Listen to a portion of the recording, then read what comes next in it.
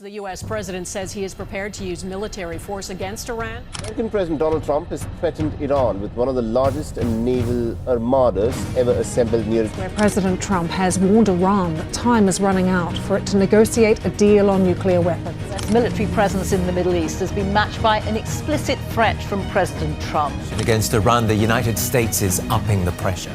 He sent another warship to the Middle East amid a large military buildup in the region. Donald Trump, Secretary of War, says U.S. military is ready to carry out President's orders on Iran. We obliterated Iran's nuclear capacity in Operation Midnight Hammer.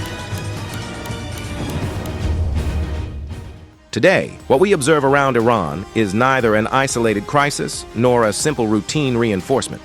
It is a complete operational encirclement, structured by Washington to possess all the levers of a potential offensive against Tehran, while simultaneously preparing defenses against an intense Iranian retaliation. This deployment in the Middle East is not limited to a single ship or a squadron of aircraft. It involves an air-sea-land missile defense combination designed to provide the U.S. General Staff with multiple offensive and defensive options. The core of this system rests on American carrier strike power, whose most visible element is the nuclear-powered aircraft carrier USS Abraham Lincoln and its carrier strike group moving toward the Persian Gulf from the Indian Ocean. When fully operational, this group typically embarks 60 to 70 combat and support aircraft, including F/A, 18E/F Super Hornets, stealth F-35C, Lightning II fighters, and specialized electronic warfare platforms, such as the EA-18G Growler. This aircraft carrier is not alone. It advances with several Aegis missile destroyers, cruisers, and escort ships capable of providing an integrated missile defense and command network, as well as sea-based cruise missile strike capabilities. These cruise missiles, for example, the well-known Tomahawk, each with a strategic range of several hundred kilometers, have been used by the U.S. Navy for decades to strike fixed or mobile targets from a distance. Alongside this carrier group, the United States is relocating combat aircraft from Europe to the Middle East. Dozens of F-15E Strike Eagles have recently been transferred from RAF Lakenheath in the United Kingdom to forward bases such as Muwafaq Salti in Jordan or Al Udeid in Qatar. These aircraft are designed for deep strike missions, suppression of enemy air defenses, and operations against complex ground targets. These movements are supported by massive aerial logistics, aerial refueling tankers such as the KC-135 and KC-10 extender, enabling squadrons to remain operational over time and extend their range without relying exclusively on land bases. In addition to the offensive component, the U.S. military is also deploying advanced missile defense systems, notably Patriot PAC-3 and THAAD, Terminal High Altitude Area Defense batteries, to intercept ballistic missiles and drones over areas it occupies or protects. These systems are being redeployed in the region to reduce the potential risk of Iranian strikes. Around the land and air arc, this system is complemented by major existing bases. Al Udeid in Qatar, hosting up to 10,000 U.S. personnel. Bahrain, home to the 5th Fleet headquarters, and detachments in Saudi Arabia, Jordan, Kuwait, and Iraq. Facing this encirclement, the Iranian military response is based on an asymmetric and saturation doctrine rather than a traditional linear defense strategy. Iran possesses a combination of indigenous weapon systems that make any offensive costly. In terms of ballistic missiles, Iran fields systems such as the Shahab-3, capable of delivering conventional warheads at distances between 1,000 and 2,000 kilometers, thus covering the entire Middle East and beyond. Iran has integrated Russian and Chinese systems into its own platforms. The Russian component revolves around the S-400, capable of tracking over 300 targets simultaneously, with ranges exceeding 250 kilometers depending on engagement profiles. It is employed as a high-altitude lock, targeting command aircraft, tankers, and ISR platforms. Modernized S-300 elements complement this system, providing redundancy and resilience against partial strikes.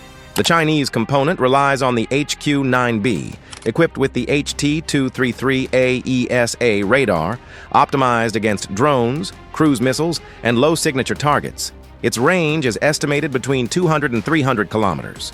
It forms the backbone of the defensive mesh, protecting major cities, nuclear facilities, and industrial centers. These systems have not replaced national defenses, but encapsulated them. Iran continues to operate the Bavar 373, the 15 Khordad, and Sayyad 3 missiles, creating overlapping layers from very low to high altitude. The objective is not invulnerability, but density, in order to force the attacker to expend munitions and time. On the air side, the introduction of Russian Su-35 fighters marks a threshold.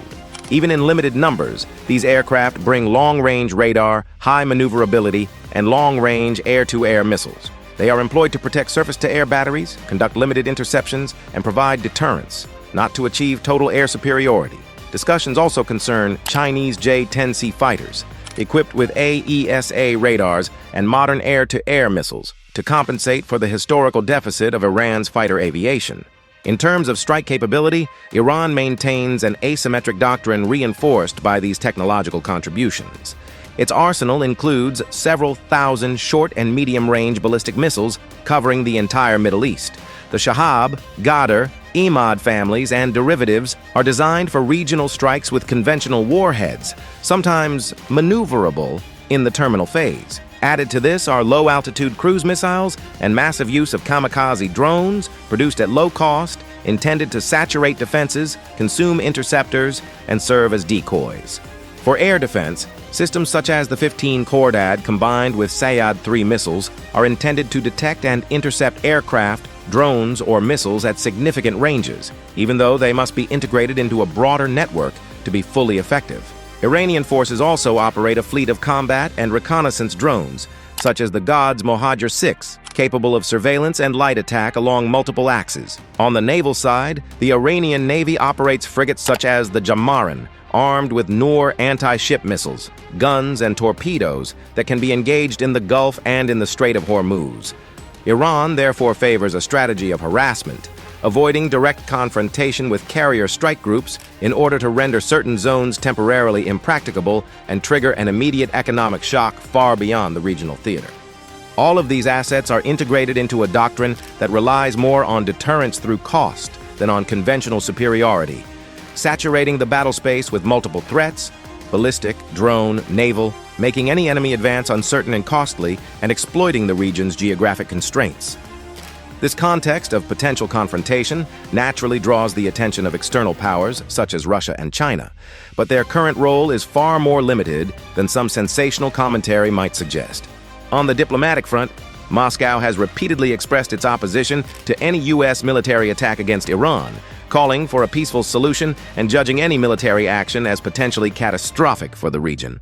However, experts estimate that Russia and China are not willing to enter direct confrontation with the United States to defend Iran for practical and geopolitical reasons. Moscow is engaged in Europe and Ukraine, while Beijing prioritizes energy supply stability and economic ties over direct military confrontation. Even though Iran has signed a strategic partnership treaty with Russia, it contains no mutual defense clause obligating Moscow to enter military conflict for Tehran. Beijing, for its part, remains a major economic partner of Iran, importing a large share of its oil, but its official policy is to condemn any violent escalation and advocate de-escalation while avoiding any concrete military involvement. This external positioning means that if a U.S. offensive were launched against Iran, direct Russian and Chinese support would be primarily political and economic, not a joint military engagement against Washington, which would significantly limit Iran's options for coordinated response with a major external power. In this extremely tense context, confrontation is no longer theoretical. Every component of the system, from U.S. ships and destroyers to Iran's ballistic arsenal, from Patriot batteries to Mohajer drones, weighs on the other and influences strategic calculations. The United States has strengthened its naval and air encirclement with the aim of being able to launch high-intensity strikes using dozens of aircraft, hundreds of cruise missiles and suppression systems, while attempting to protect its forces and allies through advanced missile defense batteries and heavy logistics. Iran, for its part, must manage an asymmetric arsenal designed to make any enemy advance costly, exploiting ballistic, naval, aerial means, and drone networks alike. The result of this dynamic is an unstable balance, where every tactical movement translates into strategic risks, and where the outcome depends not only on brute force, but on escalation logic, the ability to survive the first wave and respond with force, even if limited. Major escalation scenario: extended regional confrontation. In this scenario, the crisis immediately shifts into an integrated regional war, without an intermediate phase. The American objective is no longer deterrence, but rapid strategic disorganization of Iran. The first American wave combines naval cruise missiles, stealth airstrikes, continuous electronic warfare, and cyber attacks.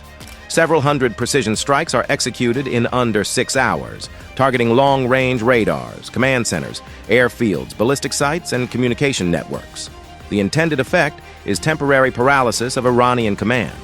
The Iranian system does not collapse. It fragments. Underground centers and decentralized command enable minimal continuity. Tehran considers the existential threshold crossed and launches an immediate maximal retaliation. In less than 4 hours, Iran fires an extreme saturation salvo estimated between 2,000 and 3,000 vectors. Ballistic missiles, low-altitude cruise missiles, kamikaze drones, and decoys. Trajectories are multiple, altitudes varied, timings deliberately desynchronized. Patriot and THAAD defenses intercept a major share of the projectiles. But even with 85 to 90% interception, the density guarantees dozens of impacts on regional U.S. bases. Runways damaged, fuel depots hit, command centers degraded. American capabilities persist, but operational tempo is slowed. Simultaneously, Iran opens a direct front against Israel. Medium-range ballistic missiles target air bases, command centers, and critical military infrastructure. Added to this is the coordinated activation of allied regional networks, creating multi-axis pressure. Israeli systems intercept most vectors, but saturation causes leaks. Military and industrial installations are hit. Israel immediately shifts into a posture of total war and fully integrates into the American offensive. At sea, Iran activates its access denial doctrine. Anti-ship missiles, maritime drones, mines, and fast attack craft render the Gulf unstable. The Strait of Hormuz is not necessarily closed, but becomes functionally impracticable. Traffic drops, insurance premiums explode, energy prices soar. The crisis becomes global. At this stage, Russia faces a constrained choice. If Western strikes threaten regional strategic balance or hit systems integrating Russian technologies, Moscow crosses a threshold of heavy indirect involvement. Near real-time ISR data sharing, reinforced support to Iranian defenses, visible deployments intended to establish red lines. This does not involve direct confrontation with U.S. forces, but operational interference that sharply increases the risk of a major incident between great powers. China remains militarily withdrawn, but exerts maximum economic and diplomatic pressure, secures its supplies, and indirectly supports Iran, while seeking to avoid systemic collapse. The conflict then enters a runaway phase. The United States retains air superiority. Iran retains stocks for multiple waves. Israel is engaged in an existential logic. Regional allies become targets.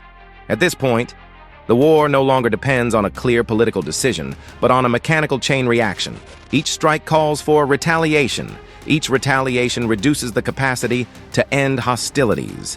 The final threshold is not nuclear, but systemic. Long-term disruption of energy flows, global financial instability, fragmentation of the regional security order.